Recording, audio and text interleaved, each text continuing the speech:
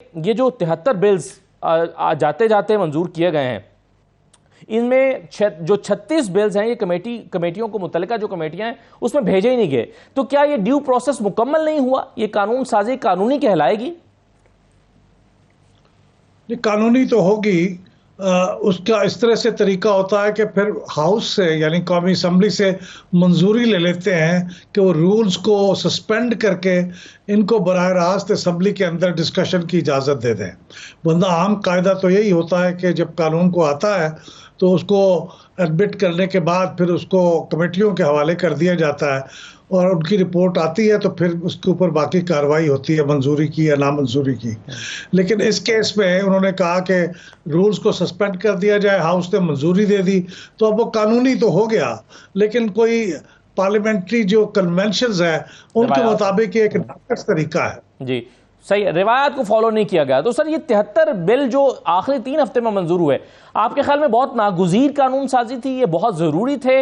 और एक कमेंट शायद खाकान अब्बासी साहब ने दिया था, उन्होंने कहा था कि अवाम के लिए कोई कानून साजी नहीं हुई, ये हमने अपने लिए कानून साजियाँ की हैं। तो इस कमेंट को मिलाकर अगर आप देखें तो क्या आपको लगता है कि ये गैर ज़रूरी तौर पर हुआ? जी बिल्कुल, मैं शायद खाकान अब्बासी साहब की जो कमेंट है उसकी तायद करता हूं, क्योंकि उसमें देखिए 40 के करीब बिल वो थे जो प्राइवेट यूनिवर्सिटीज़ के बिल थे और वो अक्सर जो अरकान थे असम्बली के या सेनेट के, उनकी अपनी यूनिवर्सिटियां थी या अपने अजीज़ों की यूनिवर्सिटियां थी और वो बगैर कोई हायर एजुकेशन कमीशन की कार्रवाई को मुकम्मल किए बहुत से ऐसी बिल वो थे जो उसके बगैर पास हुए हैं। और आपको पता है कि प्राइवेट यूनिवर्सिटियां एक लिहाज से एक माली मुनफ़ैत का ज़रिया होती हैं, तो इसलिए वो अरकान ने बड़ी तेज़ी में वो पास करवाए, क्योंकि हुकूमत अपनी मर्ज़ी के बिल पास करवा रही थी तो अरकान ने कहा कि हमारी मर्ज़ी के बिल भी पास करें।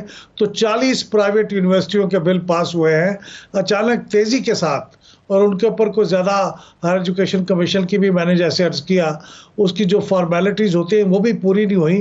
तो इंतहाई काबिल एतराज़ बात है। इस पर कौमी मफाद की बात नहीं थी, इसमें लोगों के मफाद की, अपने इनफरादी मफाद के बातें इसके अंदर शामिल थी। सही है, लेकिन सर इस तरह से जब कानून साजी की जाए और उसको जब चैलेंज किया जाता है तो अहमद साहब कहा जाता है कि जी कानून साजी पार्लियामेंट का हक है और इस हक को मजरू किया गया है। कल भी हमने देखा था कि एक फैसला आया था, उस पर इरफान कादर साहब ने और बाकी लोगों ने बहुत शोर मचाया और कहा कि कानून साजी जो पार्लियामेंट का हक है उस हक को सल्ब करने की कोशिश की गई है।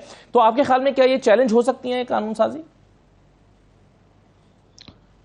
चैलेंज तो हो सकती हैं, लेकिन उसके लिए एक बुनियादी शर्त है, वो ये कि वो आइन से कोई चीज़ उसकी मुतसादिम हो कानून की, तो फिर उस सूरत में या पे कौमी असम्बली को ऐसा कानून पास करने की यानी अथॉरिटी ना हो, यानी कोई ऐसी चीज़ उन्होंने की हो जो सूबों के इख्तियार में हो तो उन्होंने कर दी हो, तो उस सूरत में आइन से मुतसादिम बातें ही इस बात को बुनियाद बन सकती हैं कि चैलेंज किया जाए या उनको स्ट्राइक डाउन किया जाए।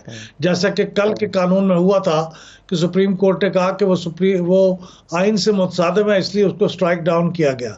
लेकिन बिलअमूम इसको चैलेंज नहीं किया जा सकता, बावजूद इसके कि प्रोसीजर्स की बहुत सी आप खामियां उसके अंदर देखते हैं, लेकिन कानूनी तौर पर वो उसको आप चैलेंज नहीं कर सकते। सही है, लेकिन जहां अहमद बिलाल साहब हमें मुवाजना करना पड़ेगा, एक तरफ हम जाहिर है जो ऑर्डिनेंस आते हैं उसको डिस्करेज करते हैं कि भाई कानून साजी होनी चाहिए। ऑर्डिनेंस क्या होते हैं? ये 75 ऑर्डिनेंस आए जिसमें से 72 पीटीआई हुकूमत लेकर आई और 3 जो है वो पीडीएम की हुकूमत लाई।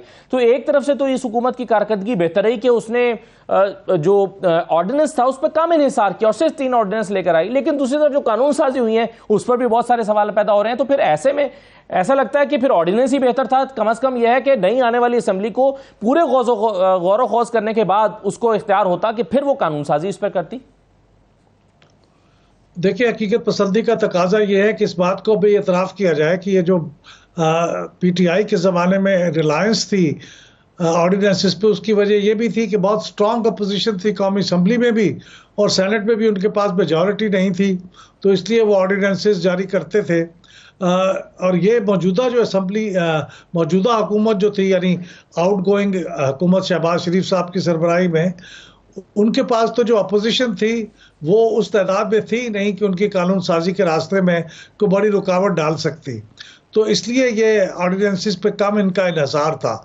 लेकिन आपकी बात ये बुनियादी तौर पे दुरुस्त है कि जब आप इतनी तेज़ी के साथ बगैर आप कार्रवाई को मुकम्मल किए हुए कानून पास करेंगे तो फिर उसमें और ऑर्डिनेंसेस में क्या फ़र्क रह जाएगा? ऑर्डिनेंस भी बगैर बहस के बगैर असेंबली में लाए पास हो जाते हैं और वो नाफिज हो जाते हैं। और ये कवानीन जो है ये इस लिहाज से ज़्यादा ख़तरनाक है कि ऑर्डिनेंस की तो फिर भी एक मुद्दत होती है 120 दिन, जबकि इन कवानीन की तो कोई मुद्दत नहीं होती, ये तो मुस्तकिल होते हैं। तो इनको अगर आप कार्रवाई पूरी किए बगैर पास कर देंगे तो इसके तो नताइज ज़्यादा बुरे होंगे ऑर्डिनेंसेस की निस्बत। गुज़श्ता रोज़ की जो सुप्रीम कोर्ट का फैसला है जिसमें एक कानून साजी को स्ट्राइक डाउन किया गया है, उस पर आपकी क्या राय है? सुप्रीम कोर्ट ने वो सही किया, और क्या वाकई एक ऑर्डनरी कानून साजी के जरिए से ये जो है वो अमेंडमेंट नहीं लाई जा सकती थी, या ये कानून साजी नहीं की जा सकती थी? इसके बारे में सच्ची बात यह है कि बहुत डिवाइडेड है लीगल ओपिनियन। चूंकि उसके अंदर जो एक्ट था उसके अंदर ये अल्फाज भी इस्तेमाल किए गए थे कि ये जो रिव्यू होगा ये बामानी अपील के होगा। तो अपील चूंकि आइन के अंदर मौजूद है कि कोई गुंजाइश नहीं है, तो अब अगर आप अपील की मुताबिक कोई चीज़ दे रहे हैं तो वो फिर आइन से मुतसादिम है। आप उसको आइन में तरमीम करके ही ला सकते हैं, ऑर्डिनरी कानून से नहीं ला सकते। तो इसलिए थोड़ा सा केस बनता है उसको स्ट्राइक डाउन करने का। अगरचे मेरे लिए बड़ी तकलीफ दह बात है कि उसको असम्बली का पास किए हुए कानून को अदालत स्ट्राइक डाउन कर दे, लेकिन एक चीज़ जो बहुत ही काबिल एतराज़ है उस फैसले के अंदर मेरे ख्याल में, और जो बहैसियत एक ऐसा शख्स जो आइन की सुप्रीमेसी पे बिलीव करता हो, उसके अंदर जो पैरा है 58 उसके अंदर ये कहा गया है कि सुप्रीम कोर्ट के जो पास करदा रूल्स हैं जो 17 जजों ने पास किए हुए हैं वो पार्लियामेंट के पास करदा किसी भी कानून से ज़्यादा बरतर हैं, अफजल हैं, उनको प्रेसिडेंस दिया जाएगा।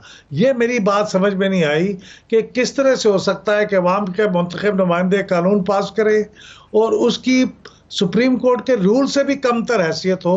तो मेरे ख्याल में इसको जरूर रिव्यू होना चाहिए।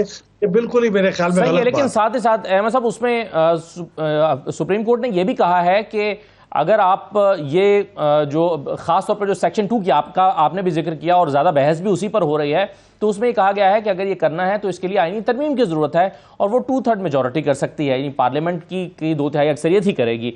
तो एक रास्ता तो सुझाया है फिर भी सुप्रीम कोर्ट ने।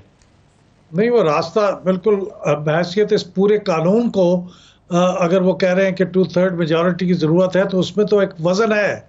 लेकिन इस बात के कहने में कि ये जो सुप्रीम कोर्ट के रूल्स हैं इनका जो मकाम है वो पार्लियामेंट के पास किए हुए ऑर्डिनरी कानून से ऊपर है, ये दुरुस्त नहीं है। ये वो कहते हैं हायर पेडेस्टल पे है पार्लियामेंट के किए हुए कानून के मुताबिक। वो किस तरह हायर पेडेस्टल पे हो सकता है? वो 17 मोअज़्ज़ज़ जजों का पास किया हुआ रूल है, वो कोई आइन नहीं है। आइन की तो बात अलग है, उसके अंदर तरमीम तो 2/3 से हो सकती है। ये तो रूल्स हैं जिनको 17 लोगों ने पास किया। यहाँ 442 पे मुश्तमिल 2 ऐवान हैं, उन्होंने एक मुंतखब लोगों ने पास किया। आप उसको कहते हैं कि वो उनसे हायर पेडेस्टल पे है, तो मेरी समझ में ये बात नहीं आई और मैं इस पे एहतजाज करता हूँ, सच्ची बात। ठीक है अहमद साहब, ये बताइए कि आपकी ये जो रिपोर्ट है इसमें लिखा है कि 15वीं तहलीलशुदा असम्बली की जो प्रोडक्टिविटी है वो 14वीं कौमी असम्बली से 21% कम रही। प्रोडक्टिविटी किन पैरामीटर्स के ऊपर जांची जाती है? इसलिए इस मानों में हमने लिखा है जहां हमने उनके वर्किंग आवर्स को काउंट किया है, तो जो पिछली असेंबली थी उसके वर्किंग आवर्स 21% जायद थे और इन्होंने वर्किंग आवर्स कम काम किया है 21%। तो इसलिए उनकी प्रोडक्टिविटी को कम काउंट किया गया है। ये वर्किंग आवर्स पे डिपेंड करता है। उनके वर्किंग आवर्स 311 के करीब थे और इनके वर्किंग आवर्स 200 कुछ थे गालिबन। ये मेरे सामने इस वक्त फिगर्स हैं जिनको मैं आपके सामने भी होंगे। ये उसकी बुनियाद पे कहा गया है कि 21% कम है प्रोडक्ट।